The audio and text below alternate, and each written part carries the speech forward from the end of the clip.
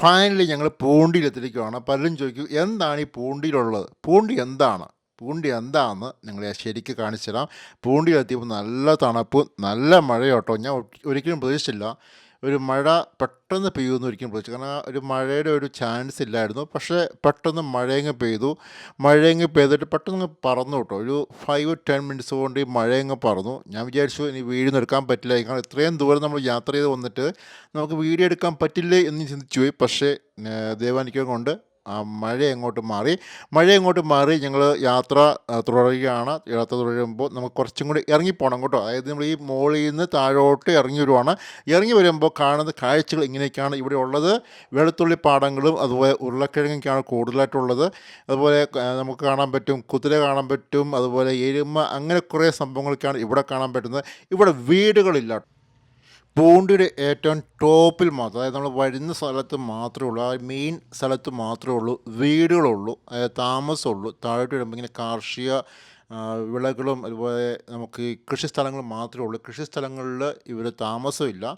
Just വന്ന് ഇവരുടെ വിളകളൊക്കെ നോക്കി പോകുന്നു. പിന്നെ ഇവരുടെ വിളകളും അതുപോലെ കാർഷിക ഉപകരണങ്ങളൊക്കെ വെക്കാൻ വേണ്ടിയുള്ള ഒരു ചെറിയ കെട്ടിടം, അത് മാത്രമേ ഉള്ളൂ ഈ ഭാഗങ്ങളിൽ നമുക്ക് കാണാൻ പറ്റുള്ളൂ കേട്ടോ.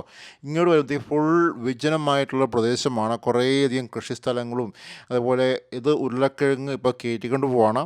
അപ്പം ഞങ്ങൾ ചെല്ലുമ്പം ഉരുളക്കിഴങ്ങ് പറിച്ചുകൊണ്ടിരിക്കുക കേട്ടോ. പക്ഷേ ഇവിടെ നിന്ന് നമുക്ക് എന്താ പറയുക, വാങ്ങിക്കാൻ പറ്റത്തില്ല.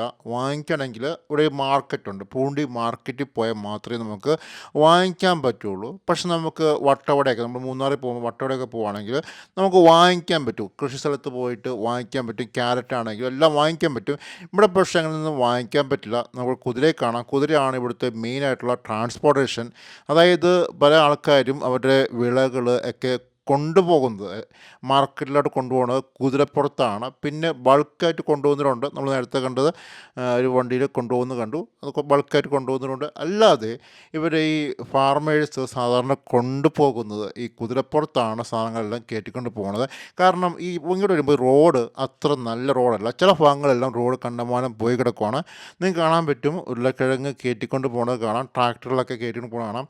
നല്ല രസമാട്ടോ ഈ ഒരു ഭാഗം വരുമ്പോൾ. നമുക്ക് ആ തട്ടുതട്ടായിട്ടുള്ള കൃഷി രീതികളും നമ്മുടെ നാട്ടിൽ നിന്ന് ഒത്തിരി വ്യത്യസ്തമായിട്ടുള്ള കൃഷി രീതികളാണ്.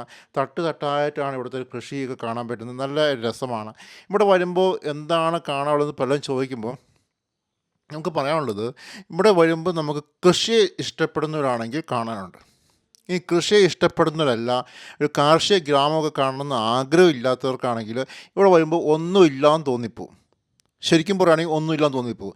പക്ഷേ കൃഷിയൊക്കെ ഇഷ്ടപ്പെടുന്നവരും അതുപോലെ ഒരു കാം ആൻഡ് ക്വയറ്റ് പ്ലേസൊക്കെ തപ്പി നടക്കുന്നവർക്ക് ഇത് നല്ല പ്ലേസാണ്. ഈ വരുന്ന ഭാഗങ്ങളിൽ കുറേയധികം ഹോം സ്റ്റേസ് ഉണ്ട്, അതുപോലെ റിസോർട്ടുണ്ട്. പക്ഷേ ഭയങ്കര എക്സ്പെൻസീവാണ്. ഈ പൂണ്ടിക്ക് വരുന്ന ഭാഗങ്ങളിലാട്ടോ, ഈ ഭാഗങ്ങളില്ല. പൂണ്ടിക്ക് വരുന്ന ഭാഗങ്ങളിൽ കുറേയധികം ഹോം സ്റ്റേകളുണ്ട്. നല്ല ക്ലൈമറ്റാണ്. ക്ലൈമറ്റ് എന്ന് പറയുകയാണെങ്കിൽ നല്ല തണുത്ത, എന്നാൽ കണ്ടമാനം തണുപ്പില്ല. നമ്മൾ മൂന്നാറിലെ പോലെ കണ്ടമാനം തണുപ്പില്ല, ഒരു ആവറേജ് തണുപ്പ്. നല്ല രസമുണ്ട്. നല്ല ഒരു എന്താ പറയുക, നമുക്കെല്ലാം ചെയ്യാൻ പറ്റുന്ന ഒരു തണുപ്പാണ്. ആ തണുപ്പാണ് ഇവിടുത്തെ ഈ കൊടൈക്കനാലിലെ മെയിനായിട്ടുള്ള ആകർഷണം. അതുപോലെ തന്നെ പല തരത്തിലുള്ള മരങ്ങളും എല്ലാം നമുക്ക് ഈ ഭാഗത്ത് കാണാം കേട്ടോ. കുറേയധികം വ്യൂ പോയിൻറ്റ്സ് ഉണ്ട്. വ്യൂ പോയിൻറ്റ്സ് പറയുമ്പോൾ നല്ല മനോഹരമായി ഈ കുന്നുകളാണ് ഇവിടെ. കുന്നുകളും ചെറിയ മലകളുമാണ് ഈ ഭാഗങ്ങളിൽ നമുക്ക് കാണാൻ പറ്റുക. അതുപോലെ നമുക്ക് ഈ താമസമുള്ള ഭാഗങ്ങളൊക്കെ വളരെ കുറച്ചാട്ടോ.